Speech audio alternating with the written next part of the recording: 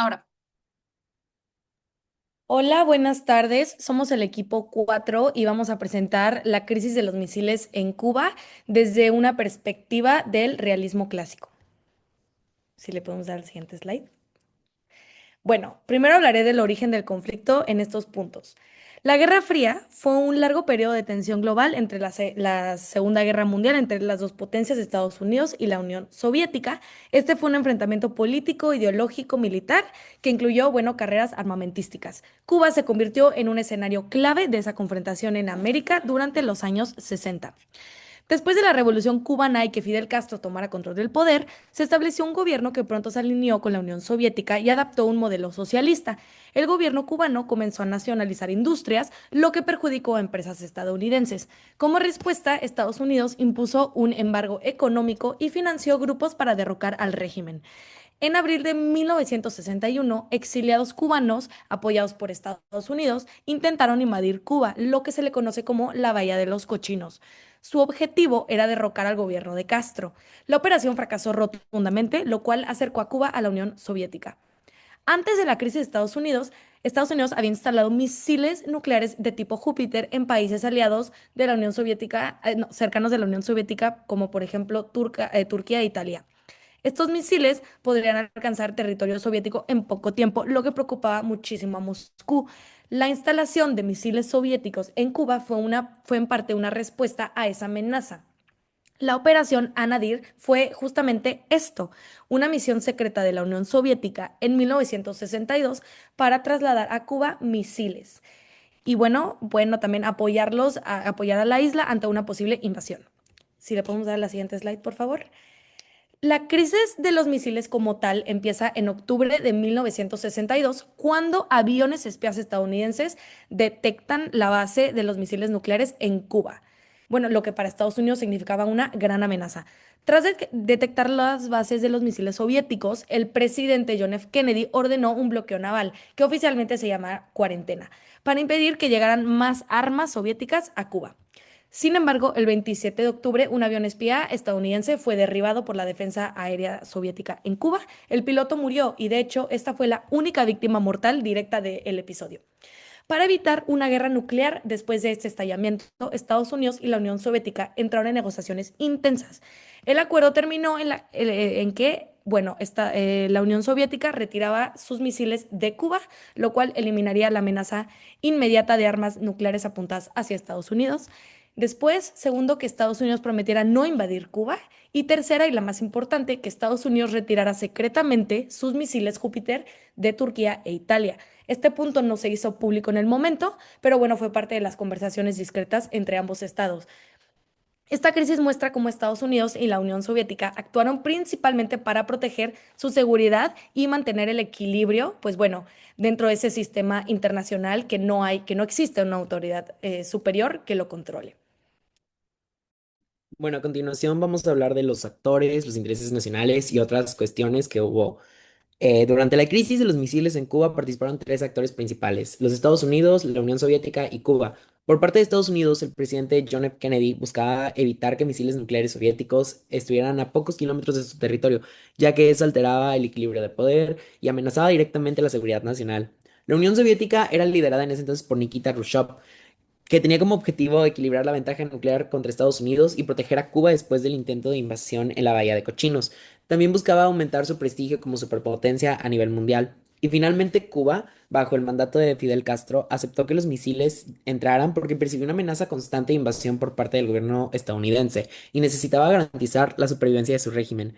Cada actor, cada actor actuó guiado por sus intereses y de poder y de seguridad.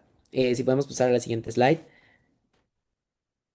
Durante la crisis, cada país tomó sus decisiones y estrategias para fortalecer su seguridad. Los Estados Unidos respondió imponiendo una cuarentena naval alrededor de Cuba, mientras que demostraba fuerzas sin iniciar una guerra directa. La Unión Soviética instaló los misiles como estrategia de disuasión nuclear, buscando equilibrar el poder frente a los Estados Unidos.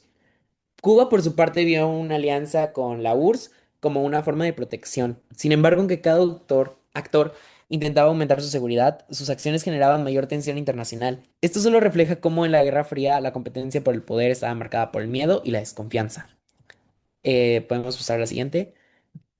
Esta crisis es un ejemplo claro del dilema de seguridad. Lo que la Unión Soviética consideraba una medida defensiva fue visto por Estados Unidos como una amenaza ofensiva directa. La respuesta estadounidense aún más la tensión, creando una espiral peligrosa que llevó al mundo al borde de una guerra nuclear. Finalmente, la crisis se resolvió mediante negociaciones. La Unión Soviética retiró los misiles de Cuba y, en secreto, Estados Unidos retiró los suyos de Turquía. La lección principal es que en un sistema internacional sin una autoridad superior, las acciones para aumentar la seguridad propia pueden provocar inseguridades en otros, lo que genera conflictos potencialmente devastadores. El análisis de la crisis de los misiles en Cuba desde el punto de vista realista. La crisis de los misiles en Cuba es uno de los ejemplos más clásicos de Realpolitik. Es importante recordar que el balance de poder ya estaba desequilibrado antes de que comenzara la crisis, porque Estados Unidos, como ya comentaron mis compañeros, tenía misiles nucleares en Turquía y Italia, apuntando directamente hacia la Unión Soviética. Desde la perspectiva soviética, esto representaba una amenaza directa. Por eso, para equilibrar el balance de poder, URSS decidió instalar misiles en Cuba. Si analizamos esto desde el dilema de seguridad, vemos que cuando un Estado aumenta su defensa, otro puede percibirlo como una amenaza. Así que la intención aquí no importa tanto como la percepción de las acciones por lado de los Estados. Para Estados Unidos, los misiles en Turquía eran defensivos, para la URSS eran ofensivos. Entonces la URSS respondió colocando misiles en Cuba para restaurar su seguridad y paridad estratégica. Sin embargo, para Estados Unidos, esto no interpretó la instalación de los misiles en Cuba como algo defensivo, sino como algo ofensivo. En ese momento no había manera tampoco de distinguir si era un misil ofensivo o defensivo. Aunque el argumento soviético era que eran para disuadir una invasión a Cuba, porque acababa de pasar el fracaso de la Bahía de los Cochinos. Desde una perspectiva realista, como diría Moncrief, los estados no actúan por amistad o ideología, sino para aumentar su poder. Además, estratégicamente los misiles en Cuba podían reducir el tiempo de respuesta estadounidense aproximadamente 30 minutos a solo 5, lo que alteraba gravemente su capacidad de defensa. Ante esto, Kennedy respondió con una cuarentena y no un ataque aéreo. Esto lo consideraron, o sea, lo nombraron como cuarentena y no un bloqueo porque, en su momento, porque esto habría sido un acto formal de guerra. Desde el realismo político, el líder tiene la obligación moral de proteger la supervivencia del Estado por encima de todo. La Marina estadounidense estuvo rodeando la isla para impedir la llegada de más misiles a Cuba, obligando a la URSS a decidir si escalaba el conflicto o retrocedía. Esto nos lleva al juego de la gallina. Ambos avanzan hacia un choque. Ambos estados avanzan hacia un choque, esperando que algunos de los dos se desvíen. En el peor escenario, ninguno cede y ambos colisionan, es decir, la guerra nuclear, que vendría siendo esta casilla. Estados Unidos aplicó la estrategia de brinkmanship o la política arriesgada. Crear una situación con el riesgo real de una catástrofe para obligar a su rival a retroceder. No era solo defenderse, sino era también usar la compulsión para forzar a la URSS a retirar esos misiles. El problema es que cuando amenazas desde el inicio con el máximo nivel de destrucción, que en este caso era la guerra nuclear, ya no hay posibilidad real de una de una escalada, ni de incentivos claros para rendirse. Por esta razón, muchos argumentan que el uso de brinksmanship fue profundamente riesgoso porque casi acerca el mundo hacia su final.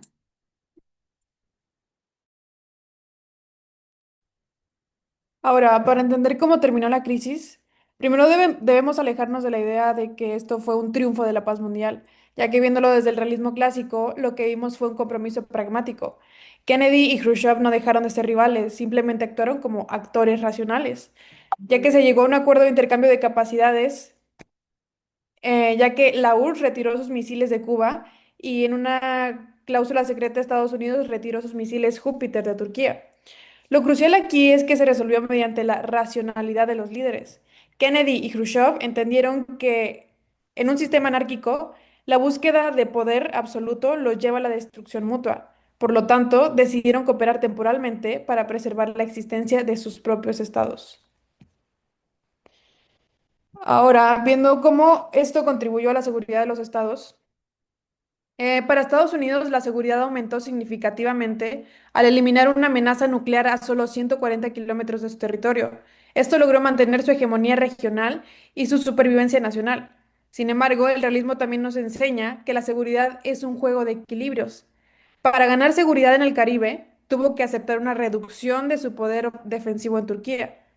Mientras para la Unión Soviética, la resolución también contribuyó a su seguridad, aunque cedió en Cuba, eliminó los misiles que apuntaban a Moscú desde su frontera sur. Logró lo que los realistas llaman paridad estratégica. Forzó a la otra superpotencia a reconocer sus intereses de seguridad globales. Pero ahora viendo todo esto desde la parte de Cuba, finalmente, ¿qué pasó con la seguridad de Cuba? Aquí el resultado es un tanto contradictorio, ya que por un lado su seguridad de supervivencia aumentó, ya que Estados Unidos se comprometió formalmente a no invadir la isla. Esto garantizó la permanencia del régimen de Castro. Sin embargo, desde el realismo vemos que Cuba perdió autonomía de su poder, ya que su seguridad fue decidida por dos potencias sin su consentimiento. Esto refuerza la tesis de que en la anarquía internacional, la seguridad de los estados pequeños suele ser una función de los intereses de las grandes potencias. Y pues bueno, este desenlace estabilizó el sistema global, pero a costa de la soberanía de decisión del actor menor. Como equipo, consideramos que el realismo es un excelente marco teórico para analizar esta crisis. Nos muestra tanto que la URSS y Estados Unidos actúan como rivales en un juego de poder donde lo más importante era no dejarse ganar territorio y proteger su propia seguridad. Esto también explica por qué ambos países usaron misiles como piezas de un juego para equilibrar la balanza y por qué al final prefirieron negociar antes de destruirse, actuando por puro interés nacional, no solo porque se hicieron amiguitos al final y realmente no llegaron a la paz. Sin embargo, el realismo tiene sus límites, trata de los países como si fueran máquinas que siempre deciden de forma fría y racional. Realmente no logra explicar las peleas internas que estuvieron en ambos países, como los generales que querían ir a la guerra contra los políticos que querían a la paz, etcétera. Tanto Estados Unidos como la URSS enfrentaron estos problemas internos y tampoco toma en cuenta los errores de comunicación y miedo, casi causan una tragedia enorme por accidente. Realmente para entender esta crisis no basta con ver cuántos misiles tenía cada uno, también hay que entender las presiones que Kennedy y la URSS, los individuos en la URSS, tenían por su propio gobierno y cómo el orgullo de cada país influye en sus decisiones, porque hay que recordar que en ese momento el único país que terminó humillado fue la URSS, porque públicamente no se dijo que Estados Unidos había quitado sus misiles de Turquía o Italia. Entonces, de nuevo, en esta situación no se habla de esa parte del orgullo de los países. Eso sería todo. Muchísimas gracias.